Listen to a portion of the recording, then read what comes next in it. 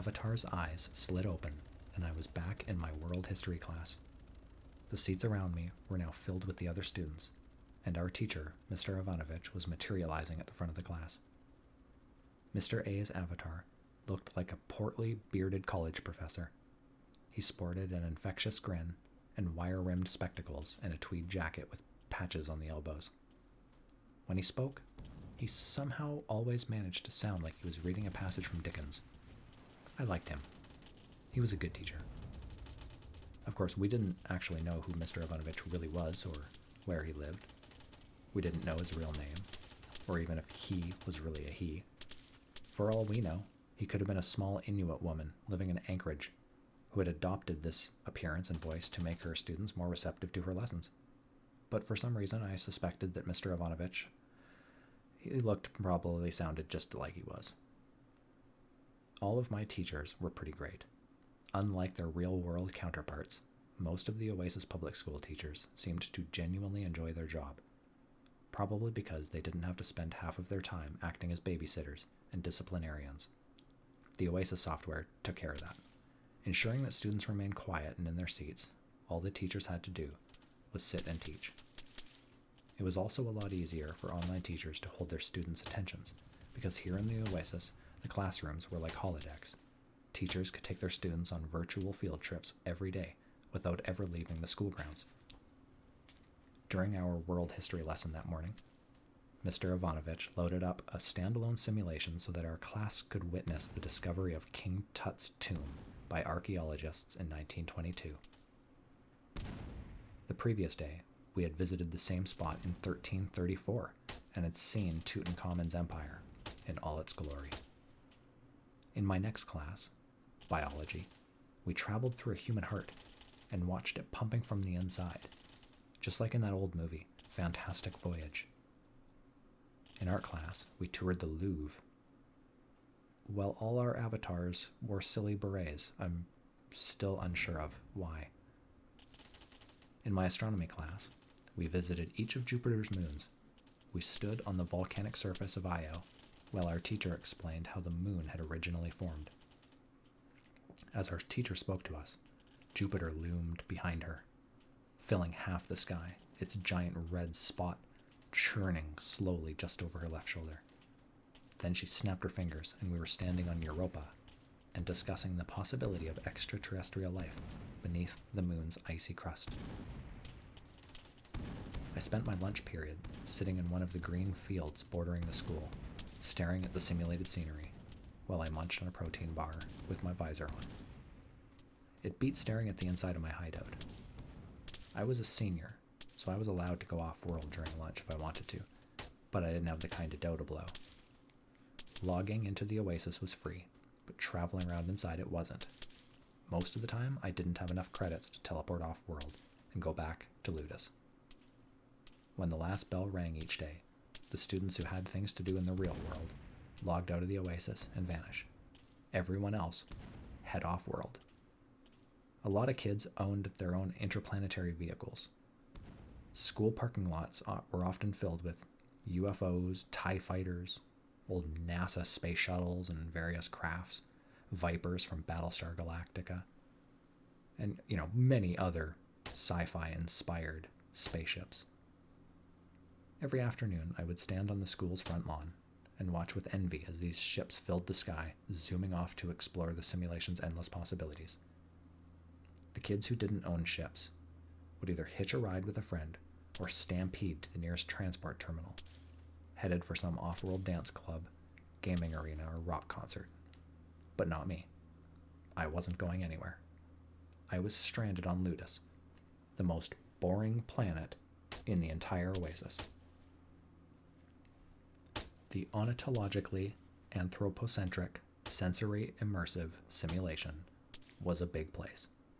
When the Oasis had first been launched, it contained only a few hundred planets for users to explore, all created by GSS programmers and artists. Their environments ran the gamut from sword and sorcery to cyberpunk to irradiated post-apocalyptic zombie-infested wastelands. Some planets were designed with painstaking detail Others were randomly generated from a series of templates.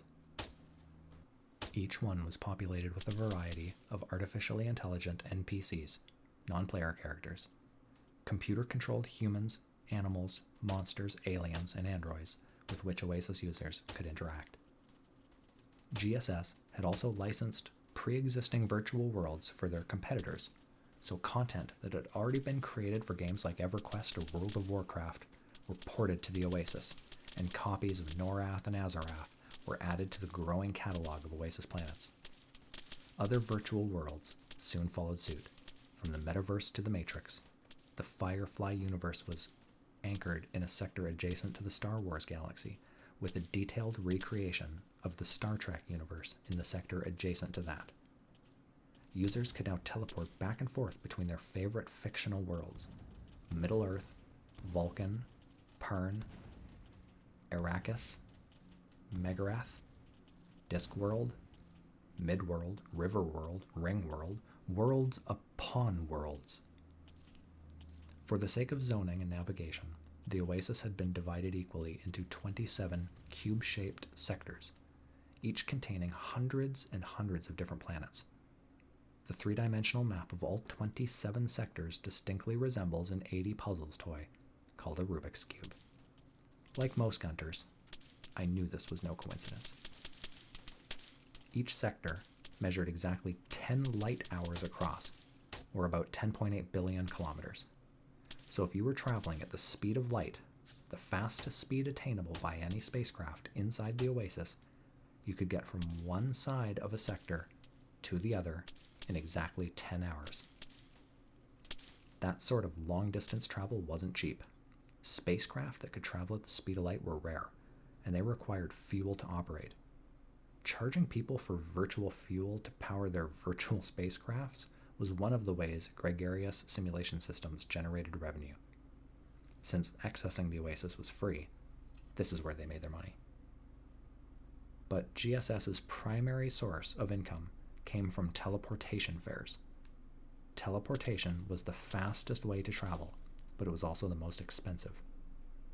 Traveling around inside the Oasis wasn't just costly, it was also dangerous. Each sector was divided up into many different zones that varied in size and shape.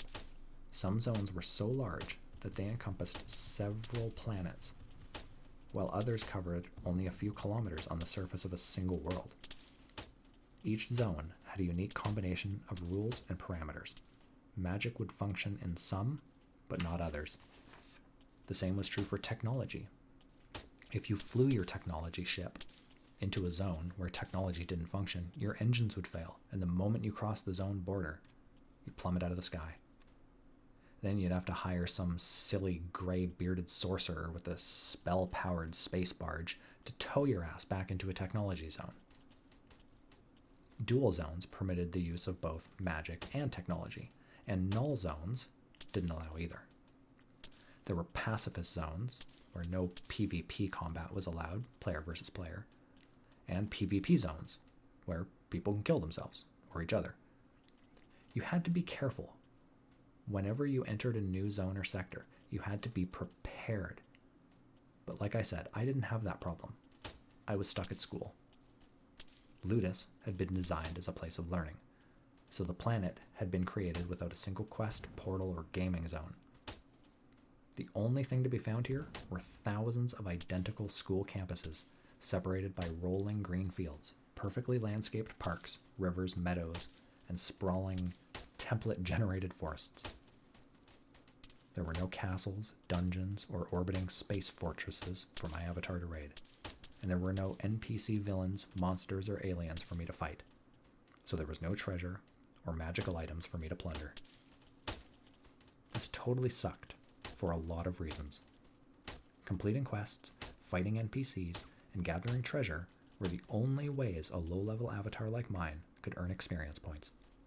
Earning XP was how you increased your avatar's power level, strength, and abilities. A lot of Oasis users didn't care about their avatar's power level or bother with the gaming aspects of the simulation at all. They only used the Oasis for entertainment, business, shopping, and hanging out with friends. These users simply avoided entering any gaming or PvP zones where their defenseless first-level avatars could be attacked by NPCs or by other players. If you stayed in safe zones like Ludus, you didn't have to worry about your avatar getting robbed, kidnapped, or killed. I hated being stuck in a safe zone.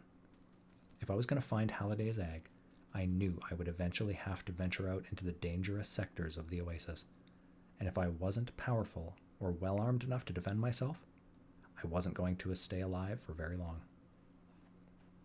Over the past 5 years, I'd managed to slowly, gradually raise my avatar up to 3rd level. This hadn't been easy. I'd done it by hitching rides off-world with other students, mostly H, who happened to be headed to the planet where my wuss avatar could survive. I'd have them drop me near a newbie-level gaming zone and spend the rest of the night or weekend slaying orcs, kobolds, or some piddly class of monster that was too weak to kill me.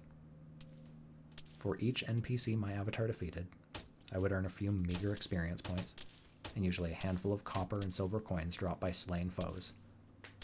These coins were instantly converted to credits, which I used to pay my teleportation fare back to Ludus, often just before final school bell rang.